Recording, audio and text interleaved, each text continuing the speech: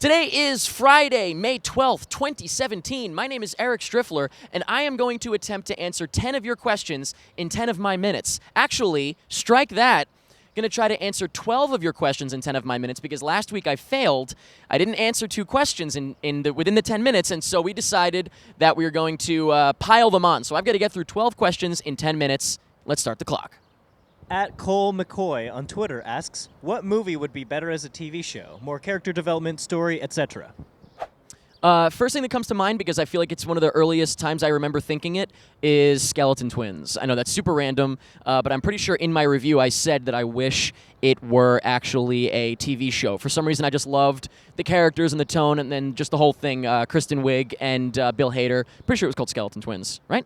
Yeah, for some reason that stuck out to me as a movie that would work as a show. I feel like something else happened recently where I wish it was a TV show. I can't think of what it was, but that one is the first thing that popped into my head. At Jack_Guidera on Twitter asks, if you got the chance to make a Spider-Man movie, how would you tackle it? What villains would you like to see used? Well, I mean, I would love to see Mysterio. I feel like we could get to Mysterio in the new Spider-Man Marvel world because they're going pretty zany with other things. But Mysterio would be awesome. I have always loved Mysterio. Maybe I love Mysterio just because it would be so insane to see, and so I never expect to see him, and that's why I love him. But yeah, I don't love him as a character so much as the prospects of seeing him in a movie. That said, otherwise, ironically, Amazing Spider-Man 2 almost did what I always said they should do. I always said they should make it like the video games and have Rhino be a one-off character at the beginning that he beats, or Shocker, which maybe they'll do in this movie because Shocker is in it. I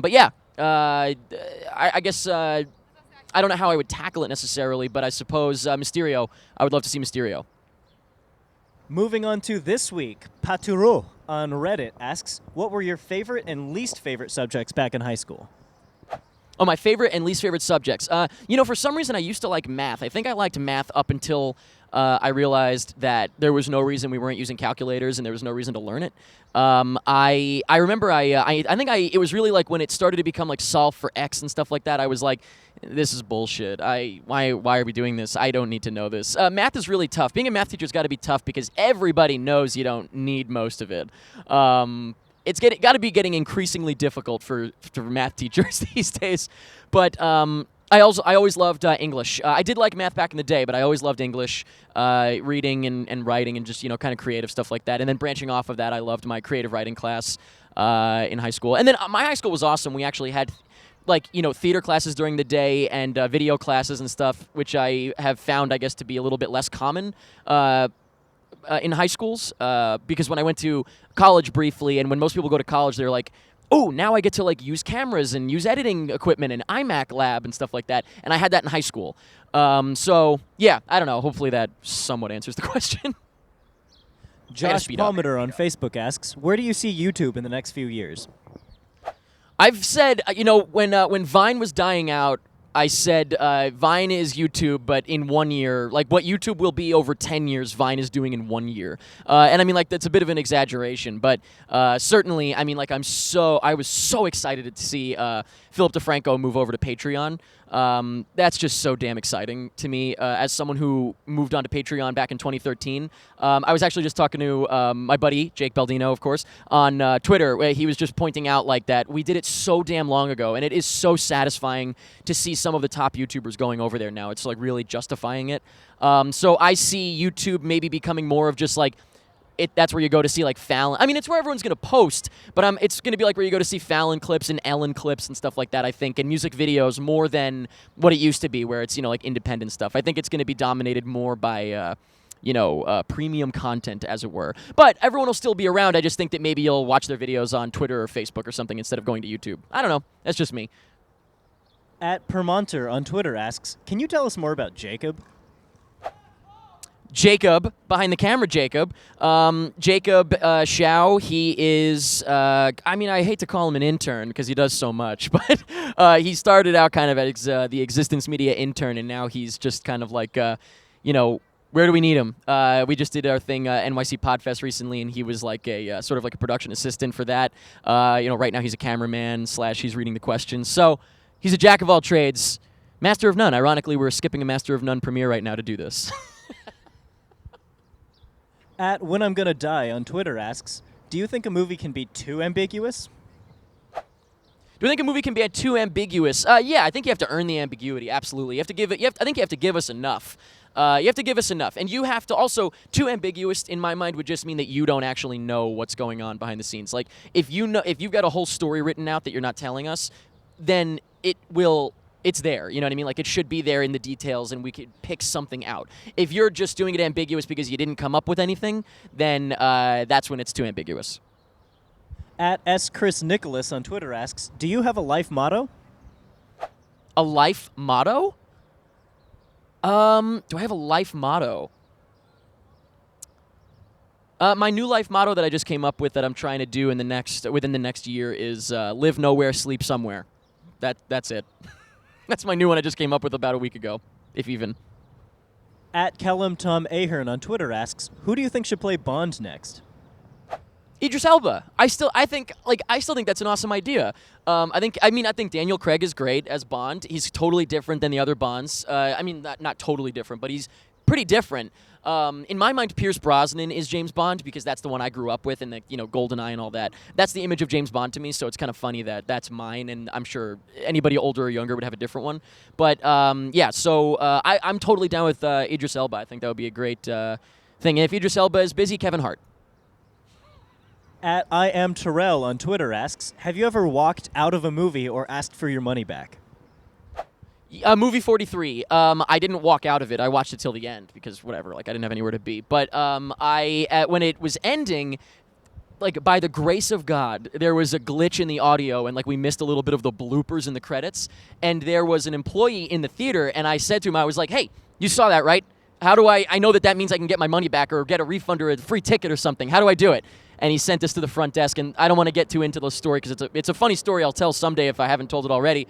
But security guard kept trying to get us to leave. He said that no manager was coming. We didn't care. And then the manager came over and gave us free tickets. So I don't go to that movie theater anymore because of that security guard. He was an asshole. At Miller Farrow on Twitter asks, what are your dream houses for Halloween Horror Nights? Dream houses for Halloween Horror Nights. I would love to, it's very possible because we have Saw coming back. I would love to see another Saw house. That one was so cool. Blair Witch?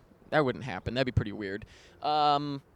Did they do Trick or Treat? I feel like they did Trick or Treat at some point. I don't know. I really like the original ones, to be honest. So just, I'm fine with original houses. You know what? How about the easier answer is no more Walking Dead. Even though they made an official year-round Walking Dead thing at Hollywood, Universal Hollywood, I believe. But we don't have one in Orlando, I don't think. Maybe I'm wrong. Either way, I'm done with fucking Walking Dead. I'm so done with it. Cactus Run on Reddit asks, any advice for somebody who is going to study film? I'm like a broken record about this. Make sure that you actually want to do this. Make sure it's not too damn expensive, for God's sake. My goodness. I guess utilize it as best as you can if you're going to do it. Use the people around you, make friends, and find resources. Use the school's money, or not money, but like their resources to use their equipment and all that stuff. Shoot around the school, whatever. Don't shoot up the school. Shoot around the school.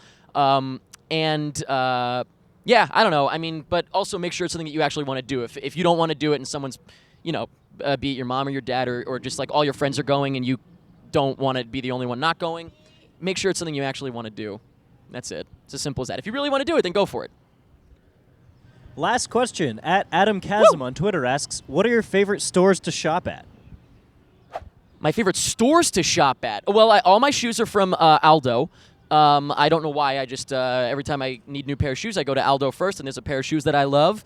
I don't really go shopping too often. I don't have a ton of money to just go shopping.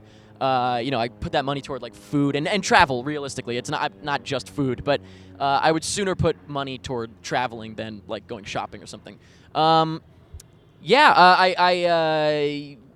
I guess Aldo is the only one that comes to mind. Aldo, for sure. And I think like the shirt I'm wearing right now, I have a bunch of shirts that look like this that are from Express, I think. It's just a bunch of different colors of the same thing. So I'll go with Aldo specifically, yeah, for sure. Finishing with 44 seconds on the clock. Hey, well, we got 44 seconds. Let me just sing you a little song. I love the river. I want to be at the bottom. My favorite part of a woman is her bottom.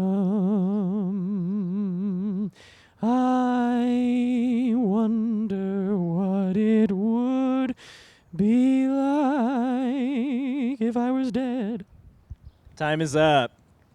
Thank you so much, everybody, for watching. I don't know, what I put my finger in, but I got some gobbledygook on it, and I'm disgusted. So let me wrap up this video. I hope I didn't wipe it all over me. Thank you very much for watching and asking questions. And I got through all the questions this week, so suck it, dumbass. What do you guys think of the idea of pushing them over from, if I'm late, or not late, but if I don't finish all the questions, pushing them to the next video? What do you think of that? Let me know, because I'll keep doing it. If you'd like to see any more of my videos, such as me answering 10 questions in 10 minutes, or trying to at least every Friday, you can click right over here. Also, if you'd like to subscribe so you never miss a video, you can click right down here, and clicking the like button ain't gonna hurt you. Thank you very much for watching. That's pretty much it. I know what I did. I fucking touched this. What is this? It's bird poop, probably. Yeah, that's bird poop.